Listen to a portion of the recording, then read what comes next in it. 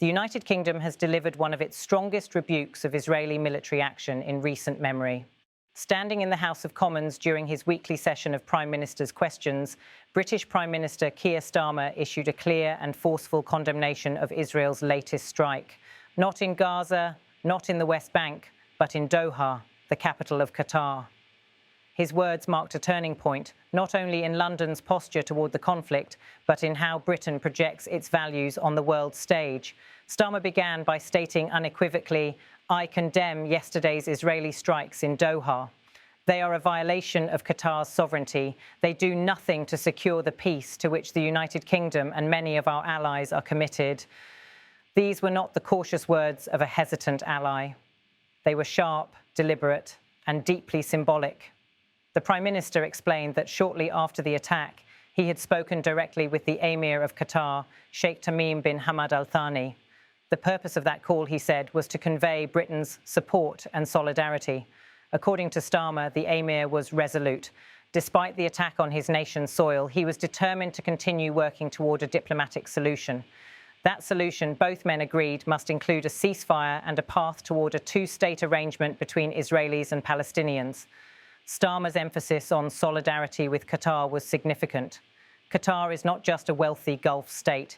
It is a critical diplomatic hub, a host of Western air bases, and an active mediator in the Gaza war.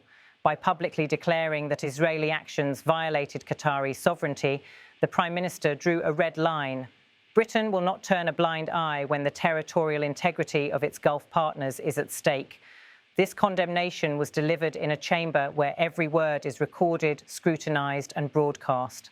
The atmosphere inside Parliament was tense. On one hand, the UK remains a close ally of Israel, bound by decades of defence cooperation and political ties. On the other, it has long-standing relations with Gulf monarchies where energy interests and strategic bases are deeply intertwined with Britain's foreign policy. For Starmer, the speech was not only about the Middle East, it was also about Britain's place in the world.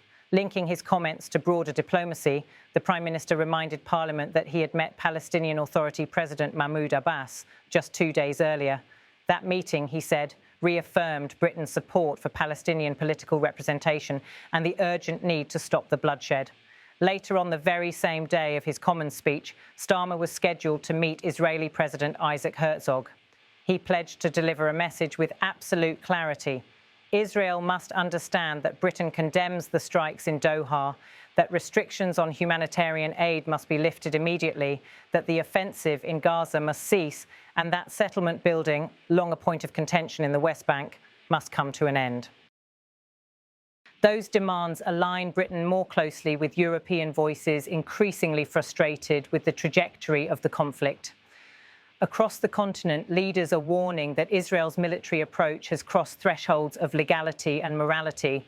Starmer's words were, in effect, Britain's entry into that chorus, a signal that London will not stand silent when the rules of sovereignty and the rights of civilians are undermined. Beyond Parliament, the geopolitical stakes are enormous. The Israeli strike in Doha was not a routine air operation. It was an attack that killed senior Hamas figures sheltering in Qatar, an act that enraged much of the Arab world. For the Gulf states, it was a direct assault on their soil. For Britain, it raised urgent questions. How does a close ally respond when another close partner is attacked? The Prime Minister's answer was to speak out. His choice of language reflected a balance, condemning Israel's strike while still engaging diplomatically with its leadership. He did not sever ties, but he did set boundaries. Britain, he made clear, will support Israel's security, but it will not endorse actions that violate international law, obstruct humanitarian relief, or sabotage the prospects of peace. Humanitarian urgency was woven into his remarks. Gaza, battered by months of bombardment, stands on the brink of famine. Aid convoys remain blocked. Children suffer from malnutrition, and hospitals run dangerously short of supplies. Starmer's insistence that aid restrictions must be lifted was more than a policy point. It was a moral demand, one that echoes calls from the United Nations, the European Union, and aid agencies across the globe. This speech also carried weight at home. Britain's diverse population includes large communities with deep connections to the Middle East. From London to Birmingham to Manchester, British citizens have rallied in protest, demanding stronger action from their government. By denouncing Israel's strikes in Qatar and calling for an end to the Gaza offensive, Starmer positioned himself as a leader willing to articulate Britain's moral stance, even when it risks controversy. Yet the risks are real. London's condemnation could strain relations with Jerusalem. It could also complicate Britain's careful alignment with Washington, where US officials have been reluctant to openly criticise Israel's military tactics. Britain is, after all, a permanent member of the UN Security Council, a G7 power, and a country whose words carry global resonance. In that context, Starmer's choice to speak so bluntly was not only a matter of principle, but a calculated act of statecraft. Observers have noted that this is one of the sharpest criticisms of Israel ever voiced by a British Prime Minister in Parliament. In modern times, UK leaders have often sought to temper their words, balancing condemnation with reassurances. Margaret Thatcher maintained cautious criticism, Tony Blair aligned closely with Washington, and David Cameron issued carefully framed objections. Starmer's comments, by contrast, were more direct, naming Israel's actions as violations of sovereignty and explicitly demanding policy reversals. In his speech, he not only addressed the violence itself, but also highlighted Britain's diplomatic engagements. Meeting Abbas, calling the Emir of Qatar, and preparing for talks with Herzog, he painted a picture of a government fully engaged on all sides.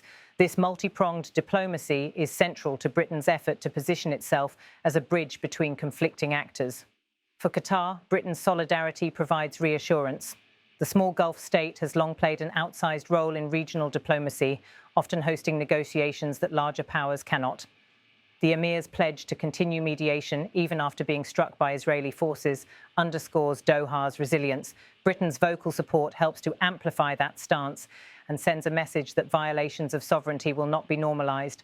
For Israel, Starmer's words pose a challenge. At a time when it seeks to maintain Western unity, London's condemnation could create cracks in the consensus. Herzog's meeting with Starmer will likely test the limits of Britain's new position. Can London remain a friend of Israel while also condemning its actions with such clarity? For Palestinians, the message offers a glimmer of political support. Though Britain has not yet recognised Palestine as a state, Starmer's calls for an end to settlement building and for a ceasefire align closely with Palestinian demands. Meeting Abbas earlier in the week signalled that Britain still sees the Palestinian Authority as a legitimate partner. The implications reach beyond the Middle East. By taking a stand on sovereignty, Britain reinforces principles that matter globally. If Israel's strike in Doha is left unchallenged, what does that say to smaller states who rely on international law for protection? Britain's condemnation is therefore not just about Gaza, Qatar or Israel. It is about the integrity of the international system itself. Starmer's intervention arrives at a critical juncture. The war in Gaza shows no sign of ending. Israeli operations have intensified and regional tensions are spilling into neighbouring countries. The attack on Doha demonstrates that the conflict is not contained, but expanding. Britain's words, then, are an attempt to set limits, to say that escalation must stop before it triggers an even broader crisis. As the Commons chamber echoed with his speech, the message was unmistakable.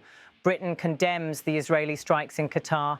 It insists that aid must flow, that civilians must be protected, and that peace cannot be postponed. Whether Israel listens is uncertain. But one thing is clear, London has chosen to draw its line, and the world is paying attention. I condemn the strikes that Israel carried out in Doha yesterday. They violate Qatar's sovereignty. They do nothing to secure the peace that the UK and so many of our allies are committed to.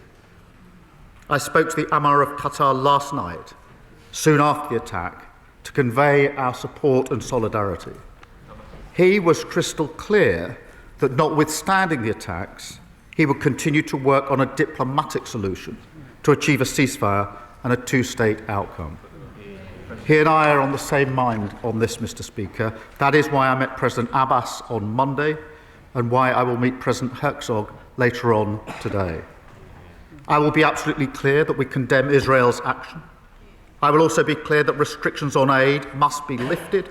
The offensive in Gaza must stop and settlement building must cease.